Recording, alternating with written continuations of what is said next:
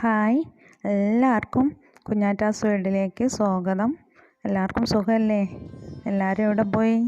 നമുക്കൊരു കേക്ക് ഉണ്ടാക്കിയാലോ ഇന്ന്? അപ്പോൾ ഏറ്റവും സുന്ദരമായ ഒരു കേക്ക്, സുന്ദരമായ കേക്ക് എന്ന് പറയുമ്പോൾ അത്ര കാണാൻ ഭംഗിയൊന്നുമില്ല, ടേസ്റ്റായിരുന്നു കേട്ടോ.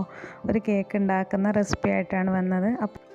അപ്പോൾ നമ്മൾ എന്തൊക്കെ ചെയ്യേണ്ടതെന്നും എന്തൊക്കെ വേണ്ടതെന്നൊക്കെ നോക്കിയാലോ? അപ്പോൾ നമ്മൾ ആദ്യമായിട്ട് ചെയ്യാൻ പോകുന്നത് മൈദ 1 കപ്പ് അരിച്ചെടുക്കുകയാണ്. 1 കപ്പ് മൈദ എന്ന് പറയുമ്പോൾ ഒരു 17-18 ടീസ്പൂണൊക്കെ ഉണ്ടാകും. ടേബിൾ ടീസ്പൂണിലെ അതിന് 17-18 ടീസ്പൂണൊക്കെ ഉണ്ടാകും. നമ്മൾ ആദ്യമായിട്ട് ആ മൈദ നല്ലോണം അരിച്ചെടുക്കണം. 3 പ്രാവശ്യമെങ്കിലും അരിക്കണം. കാരണം ആ മൈദയിൽ നിറയെ കുറുമ്പുണ്ടാകും. അതൊക്കെ പോയാലേ കേക്ക് സോഫ്റ്റ് ആവുള്ളൂ. അതിന് വേണ്ടിയിട്ടാണ്. അപ്പോൾ ആ അരിച്ചെടുക്കുന്നതിലേക്ക് നമ്മൾ ഒരു 1/4 ടീസ്പൂൺ കൊക്കോ പൗഡർ കൂടെ ചേർത്തിട്ട് അതും കൂടി അരിക്കുക. വേസ്റ്റ് കാണുന്നില്ലേ മൈദയിലുള്ള കൊക്കോ പൗഡറിലൊക്കെ ഉള്ള ആ വലിയ തരികൾ ഉണ്ടാവില്ല, അതാണ് ആ മുകളിൽ കിടക്കുന്നത്. ഇനി നമ്മളൊരു 1/4 ടീസ്പൂൺ ബേക്കിംഗ് സോഡ, അതുപോലെ ഒരു പിഞ്ച് ഉപ്പും കൂടി ചേർത്തിട്ട് ഒന്നും കൂടെ നമ്മളിത് അരിക്കുക. അതിലേക്ക് പിന്നെ ഒരു 1/2 ടീസ്പൂൺ ബേക്കിംഗ് പൗഡറും കൂടെ ചേർത്തിട്ട് അതും കൂടെ അരിച്ചെടുക്കുക.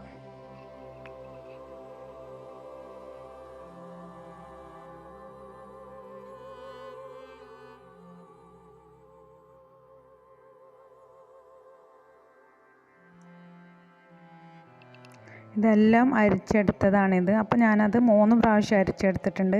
ഇനി അത് നല്ലോണം ഒന്ന് മിക്സ് ചെയ്തിട്ട് നമ്മൾ പൊടിച്ചു വെച്ച പഞ്ചസാര ഇതിൽ ചേർത്ത് കൊടുക്കുക. നമുക്ക് എത്ര മധുരം ആവശ്യമുണ്ടോ അത്രയും പഞ്ചസാര ചേർക്കാം. ഞാനിവിടെ ഒരു 1/2 കപ്പിലധികം 3/4 കപ്പോളം പഞ്ചസാര ചേർത്തിട്ടുണ്ട്. ഇനി അതൊന്ന് മിക്സ് ചെയ്തിട്ട് അധികം ഇളക്കണ്ട കേട്ടോ, ഒന്ന് കുറച്ച് മിക്സ് ചെയ്താൽ മതി. പഞ്ചസാരയും പൊടിയിൽ എല്ലായിടത്തും എത്തുന്ന വരെ ഒന്ന് മിക്സ് ചെയ്യുക. എന്നിട്ട് നമ്മൾ ഒരു ഗ്ലാസ് ചെറു ചൂടുവെള്ളം എടുക്കുക. അധികം ഓവർ ചൂട് വേണ്ട, ചെറിയ ചൂടുവെള്ളം എടുത്തിട്ട് അതിൽ കാപ്പിപ്പൊടിയില്ലേ അത് കലക്കിയിട്ട് നമ്മൾ ഈ കൂട്ടിലേക്ക് ഒഴിക്കുക. എന്നിട്ട് അതൊന്ന് മിക്സ് ചെയ്യുക. കൂടെ നമ്മൾ സൺഫ്ലവർ ഓയിൽ ഒരു 3 ടീസ്പൂൺ 3-4 ടീസ്പൂൺ ചേർക്കുക. ഞാൻ 4 ടീസ്പൂൺ ചേർത്തിട്ടുണ്ട്, പക്ഷേ എനിക്കത് കുറച്ച് ഓവറായ പോലെ തോന്നി. 3 ടീസ്പൂൺ മതിയായിരുന്നു ശരിക്ക്. ഇനി നമ്മൾ അതും കൂടെ ഒന്ന് ആഡ് ചെയ്യുക. എന്നിട്ട് നല്ലോണം ഒന്ന് മിക്സ് ചെയ്യുക. മിക്സ് ചെയ്ത ശേഷം നമ്മൾ ഒരു 1/4 ടീസ്പൂൺ വിനെഗർ, സുർക്ക, അതും കൂടെ ചേർക്കുക. എന്നിട്ട് ഒന്നും കൂടെ മിക്സ് ചെയ്യുക. മിക്സ് ചെയ്യുമ്പോൾ ശ്രദ്ധിക്കേണ്ട ഒരു കാര്യം, വളരെ പതുക്കെ ചെറുതായിട്ട് ഇളക്കി കൊടുത്താൽ മതി. അതുപോലെ ഒരേ ഡയറക്ഷനിലായിട്ട് തിരിച്ചു കൊടുക്കുകയും വേണം. പിന്നെ അതിൻ്റെ കൂടെ ലേശം വാനില എസൻസ്, ഒരു 1/2 ടീസ്പൂണ് ഇല്ല, അത്ര ഒരു 1/4 ടീസ്പൂണിലധികം കുറച്ചും കൂടെ വാനില എസൻസ് കൂടെ ചേർത്തിട്ട് അതൊന്ന് നന്നായി മിക്സ് ചെയ്യുക കേട്ടോ.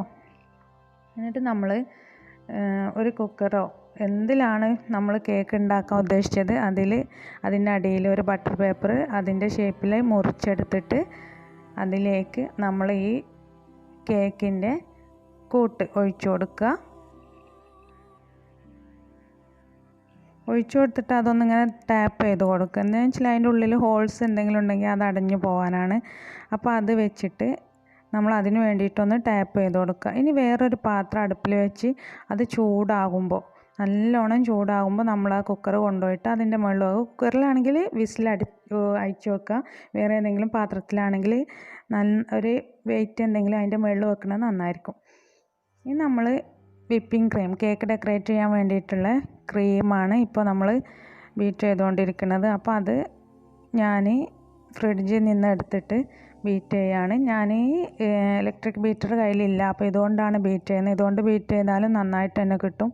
ഒരു 15-20 മിനിറ്റോളം ബീറ്റ് ചെയ്തുകൊണ്ടിരിക്കണം. അപ്പോൾ ശ്രദ്ധിക്കേണ്ട ഒരു കാര്യം എന്താണെന്ന് വെച്ചാൽ, നമ്മൾ ബീറ്റ് ചെയ്യുമ്പോൾ ആ പാത്രം ഒന്ന് നനവുണ്ടാകരുത്, തണുത്തതായിരിക്കണം, സ്പീഡായിട്ടാകും.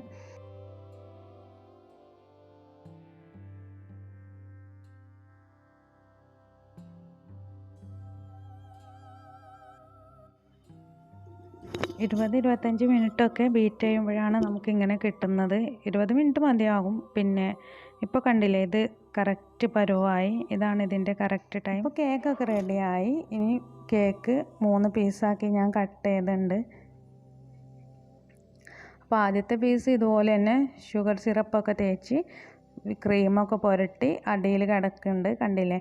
ഇനി അതിൻ്റെ മുകളിൽ രണ്ടാമത്തെ പീസും ഇതുപോലെ വെച്ച് ഷുഗർ സിറപ്പൊക്കെ ഒഴിച്ചു കൊടുത്ത് ഇനി നമ്മൾ ക്രീം പുരട്ടാണ് ചെയ്യുന്നത്.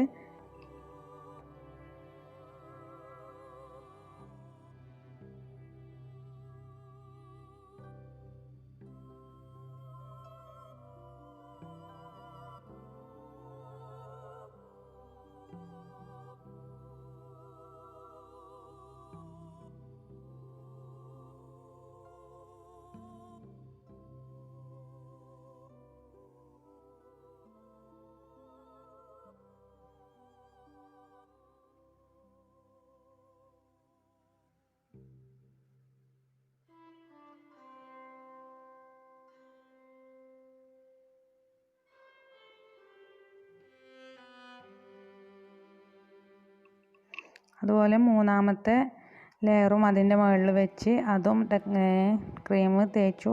ഇനി നമ്മളൊരു പൈപ്പിംഗ് ബാഗിലേക്ക് ക്രീം ഒഴിച്ചിട്ട് നമ്മൾ അതിൻ്റെ മുകളിൽ ഡിസൈൻ ചെയ്യാണ് ചെയ്യുന്നത്. അപ്പോൾ ഈ പൈപ്പിംഗ് ബാഗ് ഞാൻ ഇവിടെ തന്നെ ഉണ്ടാക്കിയതാണ്. അപ്പോൾ അത്ര പെർഫെക്റ്റ് ആയിരിക്കില്ല, നമ്മൾ കടയിൽ നിന്ന് വാങ്ങുന്ന അത്ര പെർഫെക്റ്റ് ആയിരിക്കില്ല. എന്നാൽ നമുക്ക് വരയ്ക്കാനും ഒക്കെ കഴിയുകയും ചെയ്യും.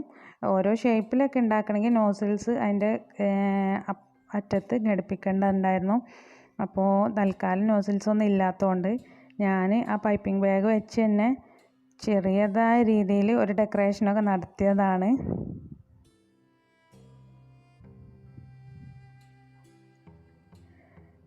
ഇത്രയേ ഉള്ളൂ. അപ്പോൾ നമ്മൾ ഇതിൻ്റെ മുകളിൽ ഇനി സ്ട്രോബെറിയുടെ എസൻസ് ഉണ്ടല്ലോ, അതെടുത്തിട്ട് ഇങ്ങനെ ഓരോ കുത്തിട്ട് കൊടുത്തതാണ് ഈ ഒരു റെഡ് കളർ കാണിക്കുന്നത്. അപ്പോൾ ഇത്രയേ ഉള്ളൂ. ഏറ്റവും എളുപ്പമായിട്ട് നമുക്കൊക്കെ ചെയ്യാൻ പറ്റിയ കേക്കാണ്.